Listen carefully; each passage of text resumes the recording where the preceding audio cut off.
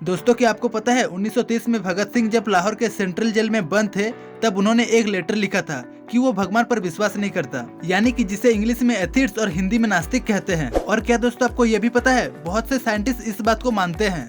तो दोस्तों, इस वीडियो में हम लोग भगत सिंह के बारे में बात करेंगे, उनके विचारों के बारे में बात करेंगे। आखिर क्यों हमारे महान भगत सिंह भगवान में विश्वास नहीं करता और क्यों उन्हें लाहौर के सेंट्रल जेल में बंद किया गया था। दोस्तों, ये वीडियो भगत सिंह की लिखी हुई लेटर से बनी है। हम लोग उसे अच्छे से पढ़े फिर उसके वीडियो बनाए। ये लेटर उन्होंने लाहौर के सेंट्रल जेल में बैठ के लिखे थे। हमारे महान भगत सिंह सभी धर्मों के ऊपर चैलेंज किए हैं, सबको भगवान के ऊपर भरोसा करने का चैलेंज किए हैं। वो लिखते हैं कि दुनिया कैसी बनी है, कैसे इतने आगे बढ़ी है, और तो और स्वर्ग और अगले जन्म की कंसेप्ट में बिल्कुल भरोसा नहीं करते थे। उन्होंने इस दुनिया में बहुत अन्याय और नाइंसाफी देखी है, इसलिए सवाल किए हैं कि अगर सच में भगवान है तो वो अपने लोगों को इतने दुख और तकलीफ क्यों देते हैं। अब ये सब तो हो गया सवाल, चलिए अब उस डायरी को खोल के पढ़ते हैं। आखिर क्यों भगवान के प्रति इतने नकारात्मक सोच था।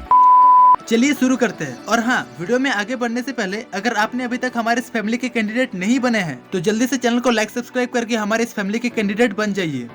सिंह जी इस डायरी में लिखते हैं, क्या मेरे नास्तिक होने का कारण मेरा घमंड है? और अगर मैं भगवान में विश्वास नहीं करता तो इसका कारण क्या मेरा घमंड है? यही सवाल मेरे दोस्त मुझसे पूछते हैं। मुझे एहसास ही नहीं हुआ कि मेरे व्यवहार से उन्हें ऐसा लग रहा है। अब मैं जवाब देने के लिए मजबूर हूँ। मैं एक साधारण इंसान हूँ, इससे ज्यादा मैं खुद को कुछ नहीं समझता। हाँ, मैं स्वीकार करता हूँ कि कभी कभी मुझ में घमंड और अहंकार होता है, मगर वो मेरे नास्तिक होने का कारण बिल्कुल भी नहीं है। कुछ लोग कहते हैं कि मैं हर काम अपनी मर्जी से करता हूँ। उन्हें शिकायत है कि मैं अपनी बात दूसरों को भरोसा करने के लिए कहता हूँ और तब तक बहस करता हूँ जब तक वो मेरी बात मान न ले। अगर ये बात सच है कि मैं घमंड के कारण नास्तिक हूँ तो इसका दो कारण हो सकता है। पहला, मुझे खुद पर इतना गर्व है कि मैं भगवान को अपना दुश्मन समझता हूँ।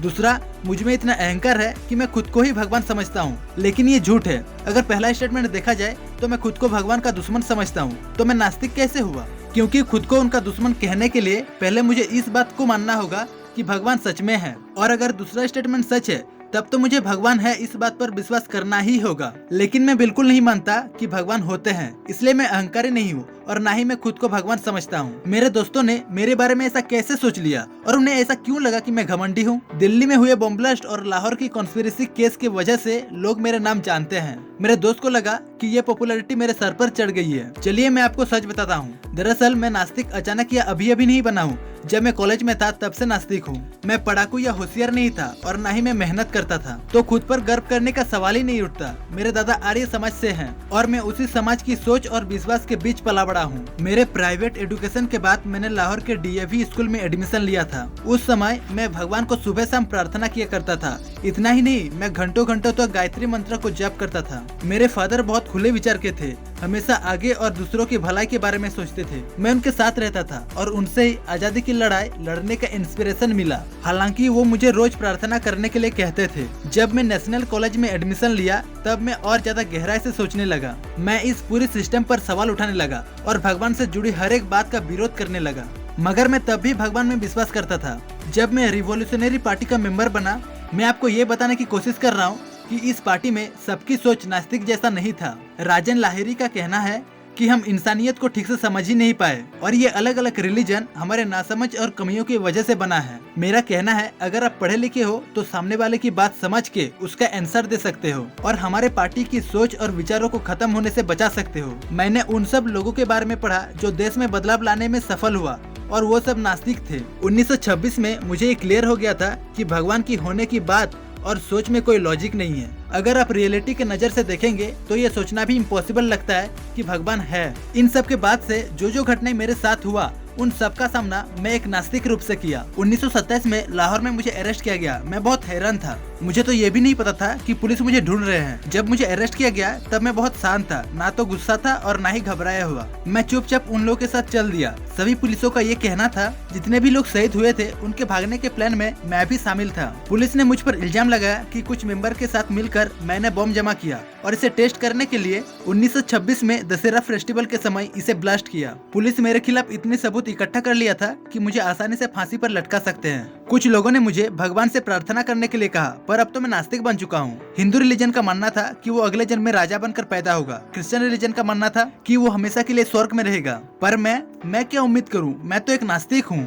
मैं बस ये जानता हूँ कि जब वो रस्सी मेरे गले में होगी और मेरे पैरों के नीचे से बीमा हटा दिया जाएगा, मेरे लिए वही सबसे बड़ा सच होगा, वही मेरा अंत होगा। कोई अगला जन्म या मौत के बाद जिंदगी नहीं होगी, बस मैं और मेरे आत्मा हमेशा के लिए चले जाएंगे और कुछ नहीं। मेरे पास बस एक छोटा सा जिंदगी था जो मैंने एक मकसद के लिए जिया। मेरा खुद का कोई मकसद नहीं था, मुझे इसके बदले कुछ नहीं चाहिए, कोई इनाम नहीं चाहिए, ना इस जन्म में ना अगले जन्म में। मैंने अपना जीवन अपने देश की आजादी के लिए लगा दिया क्योंकि मैं बस वही चाहता था। क्या इसमें आपको घमंड नजर आता है? मुझे तो ऐसा नहीं लगता, बल्कि मुझे लगता है कि उन लोगों को माफ कर देना चाहिए जो इस गहरी बात को समझ नहीं सकते, महसूस नहीं कर सकते। ये बहुत दुख की बात है कि मेरे जो खुद पर भरोसा है उसे लोग घमंड समझ रहे हैं। अगर किसी बात पर सवाल उठाओ या किसी बड़े आदमी के खिलाफ कुछ बोलो तो इसे आपका घमंड कहा जाता है। लोग सोचते हैं कि ये खुद को बहुत बड़ा और महान समझता है। क्या ऐसी सोच अंधविश्वास नहीं है? मैं पहले ही बता चुका हूँ कि मैं नास्तिक हूँ। मेरा घमंड मेरे नास्तिक होने का कारण नहीं है। ये इसे पढ़ने वाले रीडर्स के ऊपर डिपेंड करता है कि वो मेरे जवाब पर संतुष्ट है या नहीं। मेरे दोस्त लोग पूछते थे कि अगर मेरे नास्तिक होने का कारण मेरा घमंड नहीं है तो फिर क्या है?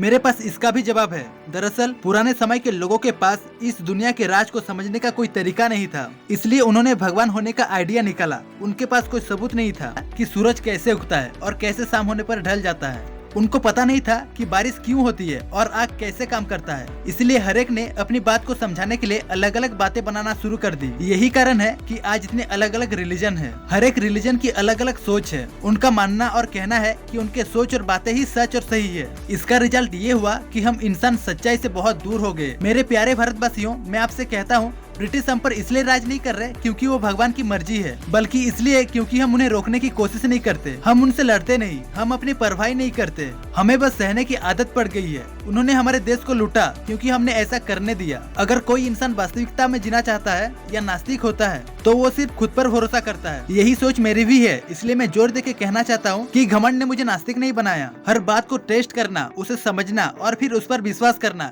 ये सोच ने मुझे नास्तिक बनाया। इसलिए मैं अपना सर उठाकर हिम्मत से फांसी की सजा को हंसकर गले लगाऊंगा।